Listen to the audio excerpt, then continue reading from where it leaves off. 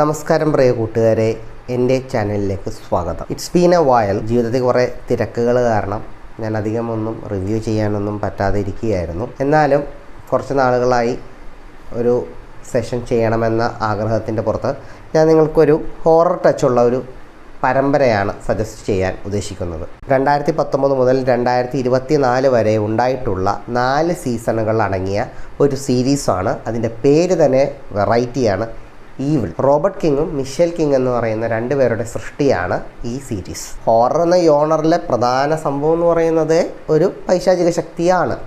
ഈ ശക്തിയുടെ ശാസ്ത്രവുമായി ബന്ധിപ്പിക്കുന്ന ഒരു ആശയത്തെയാണ് ഇതിൽ പ്രധാനമായിട്ടും കാണിച്ചിരിക്കുന്നത്.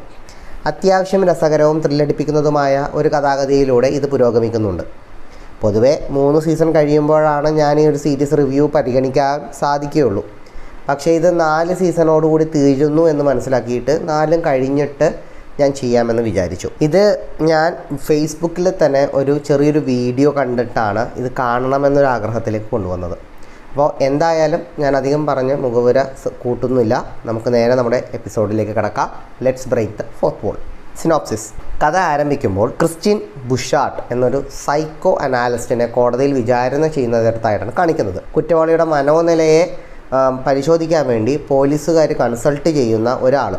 ഇവിടെ കുറച്ച് കാലമായി പോലീസിനെ ഈ ക്രിസ്റ്റ്യൻ സഹായിക്കുന്നുണ്ട്. അതിൽ ചെറിയൊരു തോതിൽ വരുമാനം ലഭിക്കുന്നുമുണ്ട്. ഒരു വിധത്തിൽ പോലീസിനെ അനുകൂലിച്ചുകൊണ്ട് കേസ് റെഡിയാക്കി എടുക്കുന്നതിലും ഈ ക്രിസ്റ്റ്യൻ സാക്ഷിയായിട്ട് നിൽക്കുന്നതുമുണ്ട്. അപ്പോൾ ക്രിസ്റ്റ്യൻ സാക്ഷി പറയാൻ വന്നിരിക്കുന്നത് ഒരു കൊടും കുറ്റവാളിക്കെതിരെയാണ്. ഇയാൾ നല്ല രീതിയിൽ ജീവിച്ചിരുന്നൊരു മനുഷ്യനായിരുന്നു, നല്ല സാമ്പത്തിക ഭദ്രതയൊക്കെ ഉണ്ട്.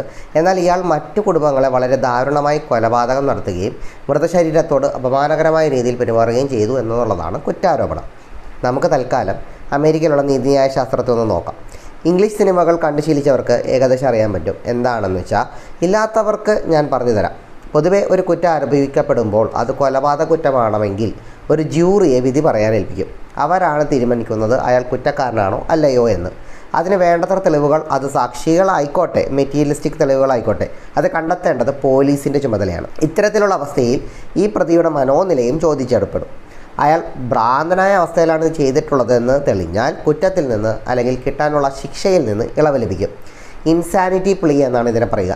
തൻ്റെ ശരിയായ മനോനിലയിൽ തന്നെ ഇത്തരത്തിലുള്ള ക്രൂരതകൾ ചെയ്തിട്ട് തൻ്റെ മനോനില അന്നേരം ശരിയല്ല എന്ന് കോടതിയിൽ പലതരം നാടകങ്ങളും സൃഷ്ടിക്കാനും പ്രതികൾക്ക് സാധിക്കും. അതുകൊണ്ട് തന്നെ ലൈസൻസ് ഉള്ളൊരു സൈക്കോളജിസ്റ്റ് ഇതിനെ നിരീക്ഷിച്ച് അവരുടെ കണ്ടെത്തലുകൾ കോടതിയുടെ മുൻപാകെ ഏൽപ്പിക്കണം. അതാണ് ക്രിസ്റ്റ്യൻ്റെ ചുമതല.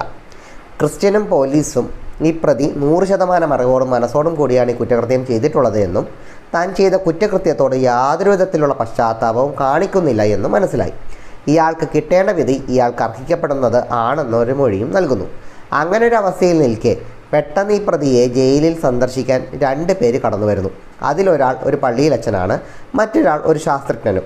ഇവർ 2 പേരും വന്ന് ഒട്ടും പ്രതീക്ഷിക്കാത്ത ഒരു വാദം മുന്നോട്ട് വയ്ക്കുന്നു. അത് ഈ പ്രതിയുടെ ഭാര്യയ്ക്കുണ്ടായ ഒരു സംശയത്തിൻ്റെ പുറത്താണ്. അതിനെ സാധൂകരിക്കുന്ന രീതിയിൽ ചില പ്രത്യേക അനുഭവങ്ങൾ അവർക്കുണ്ടാകുന്നു. എന്താണെന്ന് വെച്ച് കഴിഞ്ഞാൽ, അതൊരു പള്ളിയിൽ വന്ന് പറഞ്ഞിട്ട് അതിനെപ്പറ്റി അന്വേഷിക്കാൻ വന്നിരിക്കുന്നതാണ് ഇവർ പ്രധാനമായും ഈ പ്രതിയിൽ പൈശാചിക ശക്തി ആവാഹിച്ചിട്ടുണ്ടോ എന്ന് അന്വേഷിക്കാൻ വന്നിട്ടുള്ള ആൾക്കാരാണ്, അതായത് പൊസഷൻ. അവരുടെ പ്രാഥമിക ഇൻവെസ്റ്റിഗേഷനിൽ ഇയാളുടെ ഉള്ളിൽ ഒരു പൈശാചിക ശക്തി ഉണ്ടെന്നും അതിൻ്റെ പ്രവർത്തനം മൂലമാണ് ഇയാൾ ഇത്തരത്തിൽ ദാരുണമായൊരു കൃത്യം നിർവഹിച്ചതെന്നും പറയുന്നു. മാത്രമല്ല, ചില പ്രത്യേക ചിഹ്നങ്ങളൊക്കെ കണ്ടു കഴിഞ്ഞാൽ, അതായത് ക്രിസ്ത്യൻ വിശ്വാസവുമായി ബന്ധപ്പെട്ട ചിഹ്നങ്ങളൊക്കെ കണ്ടാൽ ഈ പ്രതി പ്രതികരിക്കും, അതായത് ഇതിൻ്റെ ഉള്ളിലുള്ള പൈശാചിക ശക്തി പ്രതികരിക്കുമെന്ന് ക്രിസ്ത്യനോട് പറഞ്ഞ് ക്രിസ്ത്യനോട് ഒരു കുരിശടയാളം കാണിക്കാൻ പറയും. എന്നാൽ ക്രിസ്ത്യന് ഒരു ക്രിസ്ത്യൻ ചുറ്റുപാടിൽ ജീവിച്ച് വന്നതാണെങ്കിലും വിശ്വാസത്തോട് വലിയ താല്പര്യമൊന്നുമില്ല. ഇംഗ്ലീഷിൽ ഒരു അഗ്നോസ്റ്റിക് എന്നൊരു വാക്കാണ് ഇതിനെ ഉപയോഗിക്കുക. അപ്പോൾ അതുകൊണ്ട് തന്നെ ക്രിസ്ത്യൻ ഈ ഒരു ആശയത്തോട് ആദ്യമൊക്കെ ഒരു ചെറിയ താല്പര്യക്കുറവൊക്കെ കാണിക്കും. അതുകൊണ്ട് തന്നെ ഇത്തരത്തിലുള്ള ഒരു വാദവുമായി വന്നത് ക്രിസ്ത്യൻ തൻ്റെ ജോലിയോടുള്ള ആത്മാഭിമാനത്തോടും കളിയാക്കുന്നത് പോലെയാണ് തോന്നുന്നത്.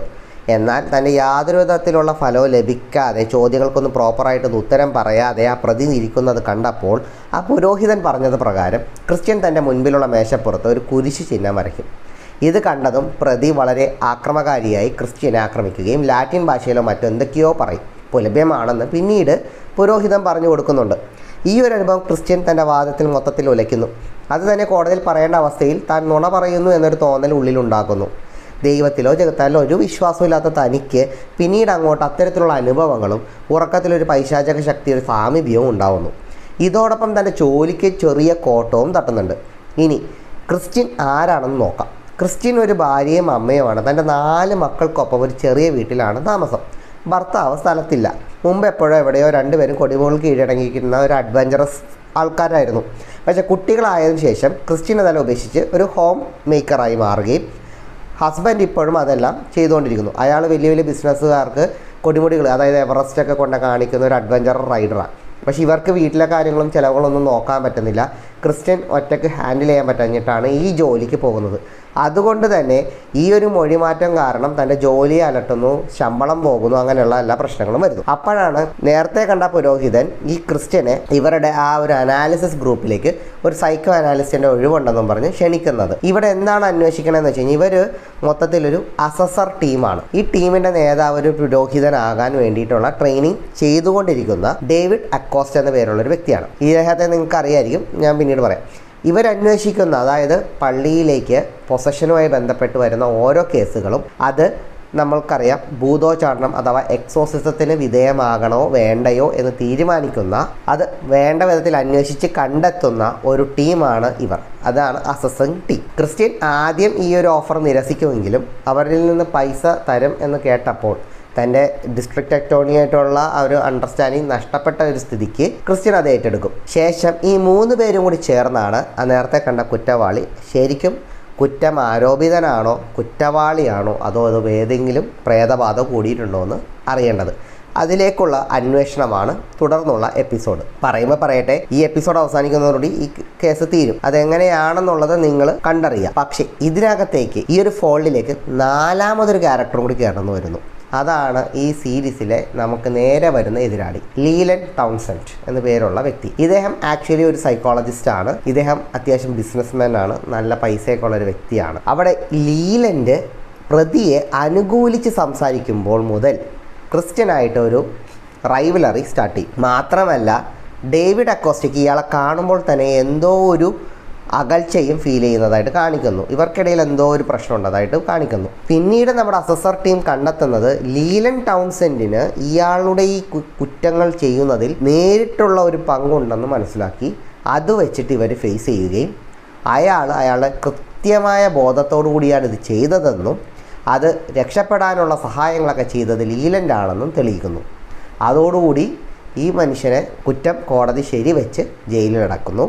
അവിടെ മുതൽ ലീലൻഡും ഈ 3 പേരും തമ്മിലുള്ള യുദ്ധം ആരംഭിക്കുന്നു. തുടർന്നുള്ള എപ്പിസോഡുകളിൽ ഓരോരോ കേസുകൾ വരുന്നതും അത് അന്വേഷിക്കുന്നതും അത് ഇവർ എങ്ങനെ ശാസ്ത്രീയമായി തെളിയിക്കുന്നു, അതല്ല എന്ന് തെളിയിക്കുന്നു എന്നൊക്കെ ഉള്ളതാണ് കാണിക്കുന്നത്. എന്നാൽ ഇതിനിടയിൽ ഒരു പൈശാചിക ശക്തിയുടെ ഒരു ഇടപെടലും കാണിക്കുന്നുണ്ട്. അപ്പോൾ ഇത് കണ്ടപ്പോൾ തന്നെ എനിക്കൊരു ക്യൂരിയോസിറ്റി വന്നു, ഈ കഥയുടെ പോക്ക് എങ്ങനെയാണെന്നും. അതായത് എല്ലാ എപ്പിസോഡ് ആരംഭിക്കുമ്പോഴും ബാധ കൂടിയ കേസുമായി വരുന്നു, പക്ഷെ അവരത് അന്വേഷിക്കുന്നു, അതിന് കൃത്യമായ ഒരു അടിസ്ഥാന തത്വം ഇവർ കണ്ടെത്തുന്നു, അങ്ങനെ പോകുന്നു. എന്നാൽ ചില കാര്യങ്ങളിൽ അവർക്ക് ഭൂതോച്ചാടനം എന്ന പ്രക്രിയ നടത്തേണ്ട ആവശ്യകതയും കാണിക്കുന്നുണ്ട്. അങ്ങനെ ഒരു തരത്തിൽ ഇവർ നന്മ പ്രവർത്തിച്ച് ഒരു സൈഡിൽ നിന്ന് വരുമ്പോൾ ലീലനിൻ്റെ നേതൃത്വത്തിൽ ഒരു വലിയൊരു കോർപ്പറേഷൻ തിന്മ പ്രവർത്തിക്കാൻ അവരോടൊപ്പം തന്നെയുണ്ട്. തുടർന്നുള്ള എപ്പിസോഡുകൾ നിങ്ങൾ കാണുക. ക്രിസ്റ്റ്യൻ ബുഷാർഡിൻ്റെ റോളിൽ ഡാനിഷ് ആക്ട്രസ്സായ കാറ്റിയ ഹെർബർട്ട്സ് ആണ് വരുന്നത്. വെസ്റ്റ്വേൾഡ് സീരീസിലെ മാൻ ഇൻ ദ ബ്ലാക്കിൻ്റെ മകളുടെ റോളിലാണ് ഞാൻ ഇവരെ ആദ്യമായിട്ട് കാണുന്നത്. പിന്നെ അടുത്തതായി ഫാദർ ഡേവിഡ് അക്കോസ്റ്റ, ഞാൻ നേരത്തെ പറഞ്ഞു, നമ്മുടെ Luke Cage fame Mike Colter ആണ്. ഇവരുടെ ഗ്രൂപ്പിലെ 3ാമത്തെ അംഗമായ ബെന്നിൻ്റെ റോളിൽ അത്യാവശ്യം ഇന്ത്യൻ റോളുകളൊക്കെ എടുത്തിട്ടുള്ള ഫേമസ് ആയിട്ടുള്ള ആസിഫ് മാൻഡവിയും പ്രതിനായക വേഷത്തിൽ മൈക്കിൾ എമേഴ്സൺ, അതായത് പേഴ്സൺ ഓഫ് ഇൻട്രസ്റ്റിലെ നായകനായ മൈക്കിൾ എമേഴ്സൺ ആണ് ലീലൻ ടൗൺസെൻഡിൻ്റെ റോളിലും വന്നിരിക്കുന്നത്. ഇതിൽ ലീലൻ ടൗൺസെൻഡിൻ്റെ ആ ഒരു ക്യാരക്ടർ പെർഫോമൻസ് ഒരു രക്ഷയില്ല, അസാധ്യ പെർഫോമൻസാണ്. അതാണെങ്കിൽ ഒരേ സമയം ക്രൂരനും അതേസമയം കോമിക്കലുമായിട്ടൊരു പ്രത്യേകതരം പ്രകടനം. അങ്ങനെ പ്ലാനിങ് എല്ലാം കൃത്യമായി വന്ന് തൻ്റെ സുപ്പീരിയോറിറ്റി അങ്ങാരാണ് ടോപ്പ് എന്നുള്ള ലെവലിലെത്തി അഹങ്കരിച്ചിരിക്കുന്ന ആ സമയത്ത് ഒരു മുട്ടം പണിയിട്ട് മലക്കം പറഞ്ഞൊരു വീഴ്ചയാണ്. കൂടാതെ എനിക്കിതിനകത്ത് ഭയങ്കര ഇഷ്ടമുള്ള ഒരു ആക്ടറായ വാലസ് ഷോൺ, അത് വളരെ ഫേമസ് ആയൊരു ആക്ടറാണ്, പല സിനിമകളിൽ വന്നിട്ടുണ്ട്. പ്രിൻസസ് ബ്രൈഡിലെ തീഫിൻ്റെ നേതാവിൻ്റെ റോളിലാണ് ഇദ്ദേഹം ശ്രദ്ധേയമായത്. തുടർന്ന് എണ്ണിയാലൊടുങ്ങാത്ത അത്രക്കധികം ക്യാരക്ടേഴ്സ് ഇദ്ദേഹത്തിൻ്റെ ഉണ്ട്. അതുപോലെ തന്നെ ഈ സീരീസ് കണ്ടപ്പോൾ, അതായത് നമ്മുടെ ഡെറി ഗേൾസിൽ സിസ്റ്റർ മൈക്കിൾ എങ്ങനെ നമുക്ക് ഇഷ്ടപ്പെടുന്നു, അതുപോലെ തന്നെ ഈ സീരീസിൽ ഒരു സിസ്റ്റർ ഉണ്ട്, സിസ്റ്റർ ആൻഡ്രിയയുടെ റോളിൽ വന്നിരിക്കുന്ന Andrea Martin, Kurt Fuller, Christian ലഹീദി, ബോറിസ് മെഗീവ്, പാട്രിക് ബ്രൊമോൾ തുടങ്ങി താരനിരകൾ സമ്പന്നമാണ് ഈ സീരീസ്. പിന്നെ ഇതിനിടയിൽ ഡീമൺസിൻ്റെ റോളിൽ വരുന്ന, അതായത് ആക്ച്വൽ ഡീമൺ ആയിട്ട് വരുന്ന കുറച്ച് ആൾക്കാരുണ്ട്. അവരിതെല്ലാം പോലെ പല പല സൈഡ് റോളുകളിലുള്ള ഒരു ആക്ടേഴ്സാണ്. അവരൊന്നും പ്രത്യേക പരാമർശത്തിന് അർഹരാണ്.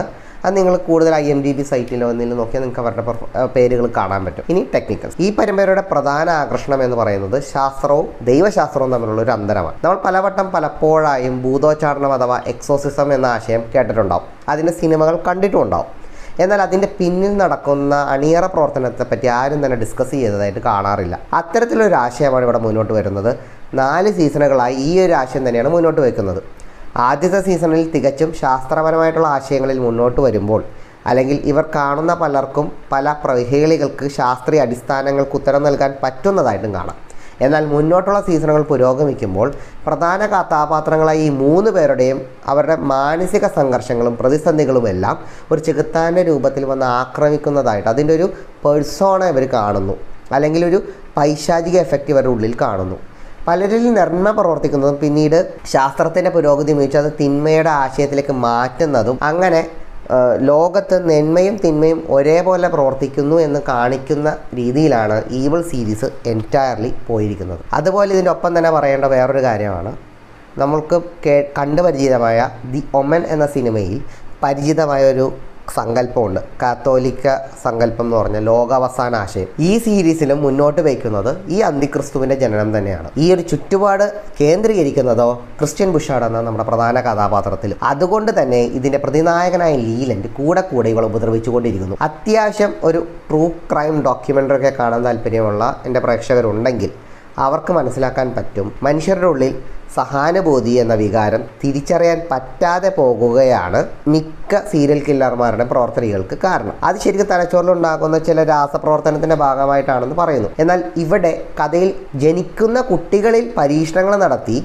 ഈ ഒരു അണ്ടർസ്റ്റാൻഡിങ് ആയിട്ടുള്ള കൺസെപ്റ്റ് എടുത്ത് കളയുകയാണ്. അതായത് ചെറുപ്പം മുതലേ തന്നെ അവരെ വാർത്തെടുക്കുന്നത് എംപത്തറ്റിക് അല്ല അപ്പത്തറ്റിക് ആയിട്ട് വരികയാണ്. അതിൻ്റെ പിന്നിൽ പ്രവർത്തിക്കുന്നത് തിന്മയുടെ പ്രതിരൂപമായ ഒരു മൾട്ടിനാഷണൽ കോർപ്പറേഷനും അവരുടെ ഫീൽഡിലുള്ള ഒരു മെഡിക്കൽ റിസർച്ച് ടീമും തന്നെയുണ്ട്. കൂടാതെ വിവരസാങ്കേതിക വിദ്യയുടെ സഹായത്തിൽ സോഷ്യൽ മീഡിയ പ്ലാറ്റ്ഫോമുകളിലെല്ലാം ഓരോ വ്യക്തികളും ഉപയോഗിക്കുന്ന പല കാര്യങ്ങളും അവരെടുത്ത് അതിനനുസരിച്ച് ഇവരുടെ ഉള്ളിൽ ഒരു നെഗറ്റീവ് എഫക്റ്റ് ഇൻസ്റ്റിഗേറ്റ് ചെയ്യാൻ സാധിക്കുന്ന തരത്തിലുള്ള കോണ്ടൻസുകൾ ഓട്ടോമാറ്റിക്കായിട്ട് ഫീഡ് ചെയ്ത് കയറ്റി അവരുടെ ഉള്ളിൽ തന്നെ തിന്മ ഉണ്ടാക്കിയെടുക്കാനും ഇവർ ശ്രമിക്കുന്നുണ്ട്. അത് നമുക്ക് നേരിട്ട് കണ്ട് അറിയാവുന്ന, നമ്മൾ കൂടെ ഓരോ ഫീഡിൽ വരുന്ന പോസ്റ്റുകൾ പരിശോധിച്ച് കഴിഞ്ഞാൽ വളരെയധികം നെഗറ്റീവ് ഇൻഫ്ലുവൻസ് ആയിട്ടുള്ള സാധനം കുറേ കണ്ടു കഴിയുമ്പോൾ നമ്മളും നെഗറ്റീവായി മാറും. ഇവരെന്താ ചെയ്യുന്നത്, മനഃപൂർവ്വം അത്തരത്തിലൊരു നെഗറ്റീവ് ഇമ്പാക്റ്റ് കൊണ്ടുവരാൻ ശ്രമിക്കുന്നു by the help of latest information technology. തിന്മ പ്രവർത്തിക്കാൻ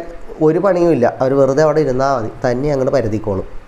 പിന്നെ ഇത് കാണുമ്പോൾ നമുക്കൊരു വീണ്ടും വിചാരം ഉണ്ടാവും, എന്ത്, ഇന്നത്തെ തലമുറയിൽ സ്ഥിരമായി കാണുന്ന പല ദുശീലങ്ങളും ശൈലികളും പ്രവർത്തികളും ഇപ്പം തന്നെ ന്യൂസ് തുറന്നാൽ കാണുന്ന പല നെഗറ്റീവ് ഇതെല്ലാം ഒരു തരത്തിൽ അല്ലെങ്കിൽ മറ്റൊരു തരത്തിൽ സോഷ്യൽ മീഡിയ ഇൻഫ്ലുവൻസിങ് ആണ്. പിന്നെ ആകർഷണം അല്ലെങ്കിൽ മറ്റുള്ളവരുടെ അറ്റൻഷൻ എടുക്കാൻ വേണ്ടി മനഃപൂർവ്വം ഒരു സിറ്റുവേഷൻ ഉണ്ടാക്കുക, പാവങ്ങളെ സഹായിക്കുക തുടങ്ങിയുള്ള പരിപാടികൾ. അതിന് ഇവിടെ ഒരു വാക്ക് പ്രയോഗിക്കും, ക്ലൗഡ് ചേസിങ്. അതെല്ലാവരും ശ്രദ്ധിക്കേണ്ട ഒരു കാര്യമാണ്. നമ്മൾ സോഷ്യൽ മീഡിയ ഇൻഫ്ലുവൻസേഴ്സ് ആയിട്ടൊക്കെ ഉള്ള മിക്ക ആൾക്കാരും ക്ലൗഡ് ചേസേഴ്സ് ആണ് എന്നൊരു ആശയം തന്നെയുണ്ട്. അത് ഇവിടെ വളരെയധികം ഇമ്പോർട്ടൻ്റ് ആയിട്ട് തന്നെ പരമ്പരയിൽ ചർച്ച ചെയ്യുന്നുണ്ട്. ഇനി ഈ ഒരു ബാധ കൂടുക എന്ന അവസ്ഥ എങ്ങനെയൊക്കെയാണെന്നും അത് പലതരത്തിലുണ്ടെന്നുള്ള ഒരു അറിവ് എനിക്ക് ഈ സീരീസിലൂടെയാണ് കിട്ടിയത്. അപ്പോൾ പലതരത്തിലുള്ള പുതിയ അറിവുകളും നമുക്ക് ഈ പരമ്പരയിലൂടെ ലഭിക്കുന്നുണ്ട്. സാധാരണഗതിയിൽ നമ്മൾ പരിചിതമായ പിശാച് എന്ന ആശയത്തിൽ നിന്ന് വേറിട്ട ഒരു ആശയമാണ് ഇവിടെ കൊണ്ടുവരാൻ അവർ ഉദ്ദേശിച്ചത്. പിന്നെ ഇതിൻ്റെ മറ്റൊരു ആകർഷണം എന്ന് പറയുമ്പോൾ ഫ്ലിപ്പ് ബുക്ക് ആനിമേഷൻ ക്ലിപ്പിങ്ങിലൂടെയാണ് ഇത് തുടങ്ങുന്നത് തന്നെ. അത് നല്ല രസമായിട്ട് നമുക്ക് തോന്നും. ഇനി ഇതിനോടൊപ്പം തന്നെ സൂപ്പർ നാച്ചുറൽ എന്ന കൺസെപ്റ്റ് കൊണ്ടുവരാൻ ചെകുത്താന്മാർ പ്രവർത്തിക്കുന്ന മനുഷ്യരെ തിരിച്ചറിയാൻ കഴിയുന്ന ഒരു കഴിവ്, അല്ലെ ആ ഒരു കഴിവ് സിസ്റ്റർ ആൻഡ്രിയക്കുണ്ട്. അതുകൊണ്ട് തന്നെ പല ആൾക്കാരും ഓരോ പ്രശ്നങ്ങളായിട്ട് വരുമ്പോൾ അവരുടെ പ്രശ്നത്തിൻ്റെ ഒരു പ്രതിരൂപമായൊരു ഡീമൺ ഇവരുടെ കൂടെ തന്നെ ഉണ്ടാവും. അത് സിസ്റ്റർ ആൻഡ്രിയക്ക് കാണാൻ പറ്റും. പിന്നെ പാശ്ചാത്യ നാടുകളിലെ സംസ്കാരത്തിൽ ഇപ്പോൾ യാതൊരുവിധ വിശ്വാസവും ഇല്ലാതെ കൂടുതൽ എത്തിയസ്റ്റിക് നേച്ചറിലേക്ക് വരുമ്പോൾ ഈ സീരീസിലൂടെ പ്രതിദാനം ചെയ്യുന്ന ഒരു ആശയം എന്ന് പറഞ്ഞു കഴിഞ്ഞാൽ ആകെ നിലനിൽക്കുന്ന കുറച്ച് വിശ്വാസവും ഭക്തിയും തിന്മയോടുള്ള ആ ഒരു പ്രതിരോധവും കാത്തു സൂക്ഷിക്കേണ്ടതിൻ്റെ വിലയും ഈ സീരീസിലൂടെ കാണിച്ചു തരുന്നുണ്ട്. നന്മയും തിന്മയും എപ്പോഴും നിലനിൽക്കുന്നുവെന്നുണ്ടെന്നും അതൊരിക്കലും ഒരു അവസാനിക്കാത്ത യുദ്ധമാണെന്നുള്ള ഒരു ആശയത്തിൽ 4ാമത്തെ സീസണിൽ ഇത് പറഞ്ഞ് അവസാനിപ്പിക്കുന്നു. ചില എപ്പിസോഡുകൾ കണ്ടു കഴിഞ്ഞപ്പോൾ എനിക്കൊരു വിരസത അനുഭവപ്പെട്ടെങ്കിലും മൊത്തത്തിൽ നമുക്കിത് കണ്ട് എൻജോയ് ചെയ്യാൻ പറ്റുന്ന ഒരു സീരീസ് തന്നെയാണ്. ചിലയിടത്തൊക്കെ നമ്മൾ പെട്ടെന്ന് ജംപ് സ്കെയർ എഫക്റ്റൊക്കെ ഇതിനകത്ത് കൊണ്ടുവന്നിട്ടുണ്ട്. അധികം പ്രശ്നങ്ങൾ വയലൻസ് ആയിട്ടോ ഒച്ചപ്പാടൊന്നും ഇല്ല. ഒച്ചപ്പാടെന്ന് പറഞ്ഞപ്പോഴാണ് ക്രിസ്റ്റിൻ്റെ 4 പെൺമക്കൾ, എൻ്റെ പൊന്നോ, അവർ വരുന്ന രംഗങ്ങൾ എല്ലാം കതിന പൊട്ടുന്ന പോലെ എല്ലാവരും ഒരുമിച്ച് വർത്താനം പറയും. ആ രംഗം വഷളാക്കും. ഒരാളൊരു വട്ടം പറ, അതില്ല. കേട്ടിരിക്കുന്ന നമുക്ക് വരെ അവരെ പിടിച്ച് കിണറ്റി തള്ളിയിട്ടാലോ എന്ന് തോന്നും. ഇതിൻ്റെ റിവ്യൂസും മറ്റും നോക്കുന്നതിനിടയിൽ ഒരു പുള്ളി പറയുന്നത് കണ്ടു, പല വിശാചികളെ ഇവിടെ കാണുന്നുണ്ട്, വരുന്നു പോകുന്നു, എന്നിട്ട് ഒരെണ്ണം പോലെ ഈ 4 എണ്ണത്തിൽ ഒന്നിനെ പിടി നരകത്തിൽ കൊണ്ട് തള്ളുന്നില്ല എന്ന്. അവർക്ക് പോലും ഈ 4 സംഘത്തെ പേടിയാണെന്ന് തോന്നുന്നു. അത്രയ്ക്ക് അരോചകരമാണ് ഇവരുടെ പ്രകടനം. ഇവർ രംഗത്ത് വന്നു എന്ന് കണ്ടു കഴിഞ്ഞാൽ കാണുന്ന നമുക്ക് തന്നെ അരക്ഷിതാവസ്ഥ, അല്ലെങ്കിൽ കണ്ടിരിക്കാനുള്ള ക്ഷമ നഷ്ടപ്പെടും. എന്നാൽ എന്നെ ആകർഷിച്ചത് എന്തിനും ഒരു ശാസ്ത്രാടിസ്ഥാനം ഉണ്ടെന്നൊരു ആശയം ഇതിൽ കൊണ്ടുവരുന്നു. മനുഷ്യൻ്റെ ഉള്ളിൽ തന്നെയാണ് നന്മയും തിന്മയും. അതിനെ ആംപ്ലിഫൈ ചെയ്യാൻ പറ്റിയ ആൾക്കാർ ചുറ്റുമുണ്ട്. അവർക്ക് ചെവി കൊടുക്കാതിരിക്കാൻ ശ്രദ്ധിക്കുക എന്ന് ഒരാശയം. മറ്റൊരാശയം എനിക്ക് തോന്നിയത് ഇവിടെ 3 പേര് അസസിങ് പ്രവർത്തനങ്ങൾ വ്യാപൃതരായി തുടങ്ങിയപ്പോഴാണ് തിന്മയുടെ പൈശാചിക രൂപം കൊണ്ട് പല രീതിയിൽ ഇവരെ ആക്രമിക്കുന്നത്. എന്നാൽ അവരിൽ ഓരോരുത്തരും ഇതിൽ നിന്ന് മാറി നിൽക്കുന്ന ആ ഒരു സമയം അവർക്ക് അത്തരത്തിൽ യാതൊരു ശല്യവും ഉണ്ടാകുന്നില്ല. വേണമെങ്കിൽ കണ്ണടിച്ച് തനിക്ക് ചുറ്റുമുള്ള തിന്മയെ മാറ്റി നിർത്താം, അല്ലെങ്കിൽ അതിനെതിരെ നോക്കാതിരിക്കുക എന്നുള്ളൊരാശയം കൊണ്ടുവരാം. ചുരുക്കി പറഞ്ഞാൽ കണ്ണടച്ചിരുട്ടാക്കുക. അല്ല, ഇവർക്കെതിരെ അക്ഷീണം പ്രവർത്തിക്കുക, നിലയില്ലാതെ പോരാടുക എന്നുള്ള തീരുമാനം കൈക്കൊള്ളാം. പക്ഷേ തിന്മ ഒരിക്കലും അടങ്ങിയിരിക്കുകയില്ല. അവർക്കെതിരെ നിരന്തരം പോരാടേണ്ടിയിരിക്കുന്നു. നമ്മൾ എക്സോസ്റ്റ് ആവും. ഇവിടെ ഒരു മനുഷ്യൻ്റെ ഉള്ളിലുണ്ടാകുന്ന ഒരു മാനസിക ബുദ്ധിമുട്ടും അവരുടെ 2 ചിന്തകൾ മൂലം ഉണ്ടാകുന്ന പ്രശ്നങ്ങളുമെല്ലാം കാണിച്ചുകൊണ്ടാണ്, ഈ ആ ഒരു സന്ദേശം തന്നുകൊണ്ടാണ് ഈ സീരീസ് മുന്നോട്ട് പോകുന്നതും അവസാനിച്ചിരിക്കുന്നതും. അപ്പോൾ എൻ്റെ കൂട്ടുകാരെല്ലാവരും തന്നെ ഈ സീരീസിനെ ഒന്ന് കാണാൻ ശ്രമിക്കുക. ഹൈലി റെക്കമെൻഡഡ് സീരീസാണ്. Anyway, thank you for watching. Have a nice day.